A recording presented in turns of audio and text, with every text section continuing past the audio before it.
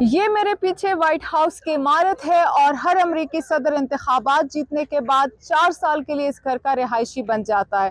سال 2024 میں طاقتور وائٹ ہاؤس کا رہائشی کون ہوگا، یہ اگلے ہفتے 5 نومبر کو واضح ہو جائے گا۔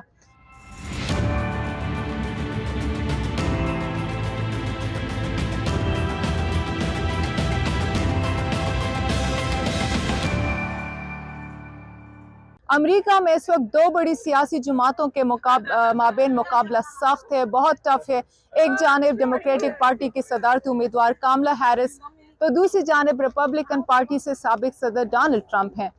امریکی انتخابات کی اگر ہم بات کریں تو قدرے پیچیدہ پروسیس ہے۔ اگر آپ اس بار ہونے والے صدارتی انتخابات میں دلچسپی لے رہے ہیں تو کم از کم چند بنیادی نکات کو سمجھنا ضروری ہے، جیسے کہ ووٹنگ کا طریقہ کار کیا ہے، الیکٹورل کالج کیا ہے، صدر کا انتخاب کیسے ہوتا ہے اور سوئنگ سٹیٹس کیا ہیں۔ تو سب سے پہلے تو یہ جان لے کہ امریکہ ایک جمہوری ریپبلک ملک ہے۔ یہاں پاپولر ووٹ یعنی عوامی ووٹ بھی ضروری قرار دیا گیا ہے، ساتھ ہی لیکن اس کے اوپر الیکٹورل کالج کو بٹھا کر الیکٹرز کا فیصلہ بھی ضروری قرار دیا گیا ہے۔ امریکہ کے صدارتی انتخابات میں ووٹ کا طریقہ کار کیا ہے تو امریکی انتخابات میں 3 طریقوں سے ووٹ ڈالا جاتا ہے۔ ایک بذریعہ ڈاک ہوتا ہے، دوسرا مرحلہ ارلی ووٹنگ کہلاتا ہے، یہ 3 اکتوبر سے 3 نومبر تک ہوتا ہے۔ قطار میں کھڑے ہونے سے مختلف اسباب کی وجہ سے لوگ اس کو مد نظر رکھتے ہوئے الیکشن کے دن سے پہلے اپنے حق رائے دہی کا استعمال کرتے ہیں۔ تیسرا طریقہ فائنل دن کا الیکشن ہوتا ہے، جس میں ووٹرز ان پرسن جا کر ووٹ کاسٹ کرتے ہیں پولنگ سٹیشن میں۔ اب بار بار الیکٹورل کالج کا ذکر ہو رہا ہے تو اب یہ جانتے ہیں کہ الیکٹورل کالج کیا ہے، اس کی تعداد کتنی ہے اور اس کی سلیکشن کس طرح ہوتی ہے۔ پاکستان اور دوسرے دنیا کے ممالک میں ووٹ کے ذریعے صدر اور وزیر اعظم کا انتخاب ہوتا ہے عوامی ووٹ کے ذریعے، لیکن امریکہ میں صدر کے انتخاب کے لیے اکثریتی ووٹ کی شرط لازم نہیں ہے۔ جب امریکی صدر کے منتخب ہونے کے لیے ان کے امریکہ کے 538 الیکٹورل کالج میں 270 الیکٹورل ووٹس ہی ایک ممبر کو اوول آفس پہنچاتے ہیں۔ فی الحال اگر الیکٹورل کالج کو دیکھا جائے تو روایتی طور پر ریپبلکن ریاستوں کے تناسب سے ڈونلڈ ٹرمپ کے پاس اس وقت 235 الیکٹورل ووٹس ہیں۔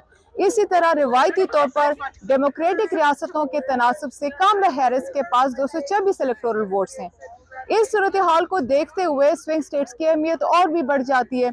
اگر مثال کاملا ہیرس پینسلوینیا، مشیگن، جارجیا اور وسکانسن جیت جاتی ہیں تو کاملا الیکشن جیت جائیں گی، اور اگر ڈونلڈ ٹرمپ پینسلوینیا کے ساتھ جارجیا جیت گئے تو ان کی جیت یقینی ہو جائے گی۔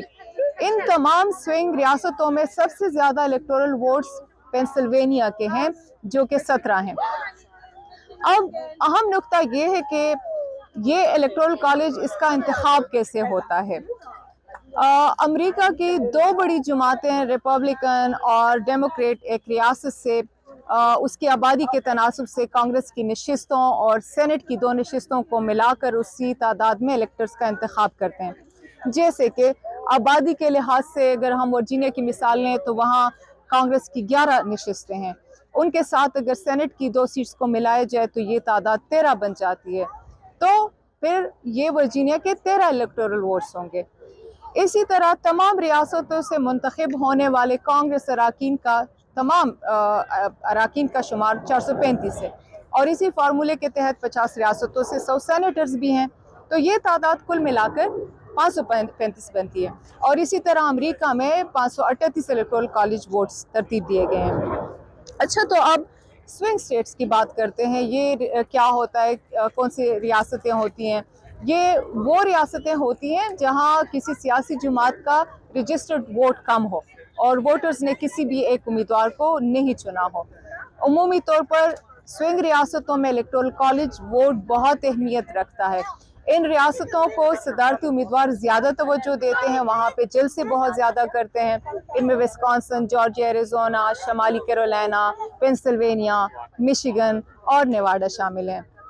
پھر ان میں سے بعض ریاستیں الیکٹورل کالج کے ووٹس مزید اہم ہیں، جن کو بیٹل گراؤنڈ کہا جاتا ہے۔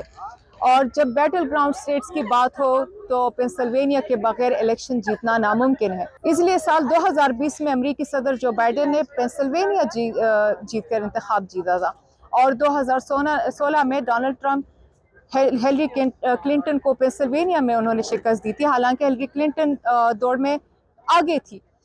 ابھی تک کے پولز کو اگر ہم دیکھیں تو کاملا ہیرس اور ڈونلڈ ٹرمپ کہیں پر دوڑ میں برابر ہیں، کہیں پیچھے ہیں، کہیں پہ آگے. دلچسپ اس طریقہ کار کی وجہ سے تمام پولز اور تقاریر اور عوامی مقبولیت بھی کسی امیدوار کو ان کے جیت کے بارے میں کچھ وثوق سے نہیں کہا جا سکتا. اسی لیے آپ دیکھیں گے کہ اس گھر کا نیا مکین کون ہوگا، امریکہ کا اگلا صدر کون ہوگا. Anila Khalid, independent Urdu, Washington D سی.